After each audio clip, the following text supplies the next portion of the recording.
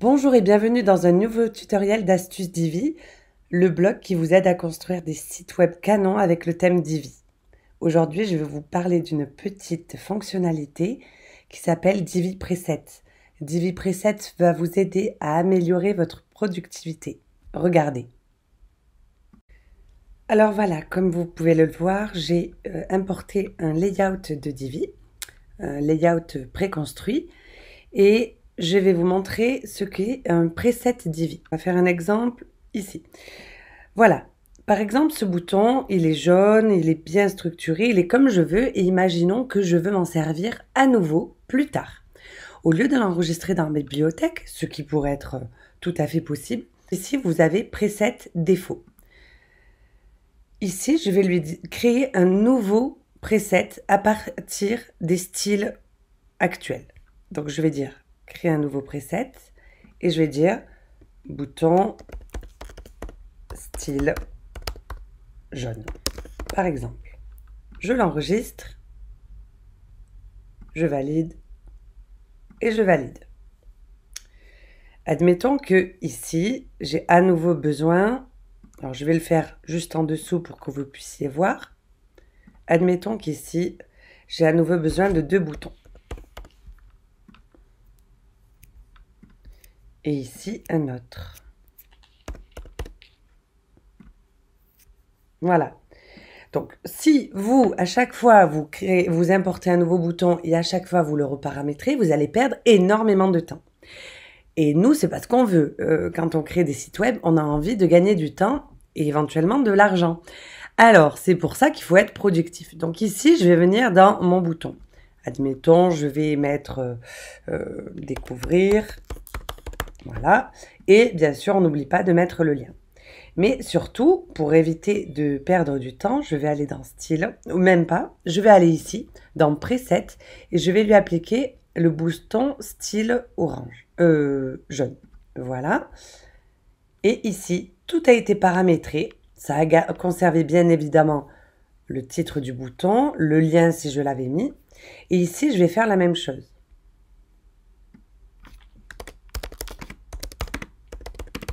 Voilà, et je vais mettre le bouton style jaune. Voilà, donc en 3 clics, j'ai défini mes 3 boutons. Mais là où vous allez gagner vraiment, vraiment en productivité, c'est si dans quelques heures, dans quelques jours ou dans quelques semaines, vous ou votre client vous dit « mais finalement, ce jaune ne me plaît plus ». Bien en fait, ça va être très simple. On va venir ici et on va éditer le style. Alors, on va venir sur bouton style jaune et on va venir prendre le petit stylo. Et ici, par exemple, je vais aller dans le style et bouton et l'arrière-plan. Et imaginons que je le veux d'une autre couleur. Qu'est-ce qui se passe? Tous mes boutons vont alors être modifiés. Tous les boutons à qui j'ai appliqué ce style-là vont être modifiés. Et ce qui est vraiment bien, c'est que ça va s'appliquer dans tout le site. Allez hop. Il me demande si je suis sûre. Je dis oui. Je valide. Je sauvegarde. Par exemple, je quitte le Visual Builder. Ici, on voit bien que mes boutons sont devenus verts. Maintenant, si je vais sur ma page à propos et que j'active le Visual Builder et que j'ajoute un nouveau bouton, et si je lui applique le bouton style jaune, il sera bien vert, d'accord?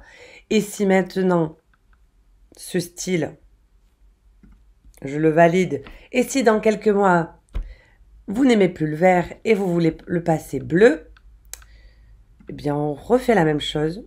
Bouton style jaune, style, bouton, arrière-plan, ou admettons, on va le remettre jaune, d'accord? On va le remettre jaune, jaune-orange. Voilà, orange clair. J'applique. Je retourne sur mon site. Et ici, je viens remarquer que mes boutons sont redevenus jaunes, orangés et ne sont plus bleus. Donc voilà à quoi sert cette fonctionnalité encore trop peu connue à mon goût de Divi. Elle sert à ça, à gagner beaucoup de temps lors de votre conception de site web. Et surtout, il ne faut pas la confondre avec étendre les styles ou enregistrer dans la bibliothèque, qui est là en d'autres buts. C'est plutôt pour réutiliser toujours le même bouton, si vous l'aviez enregistré dans la bibliothèque. Là, c'est pour utiliser toujours le même style.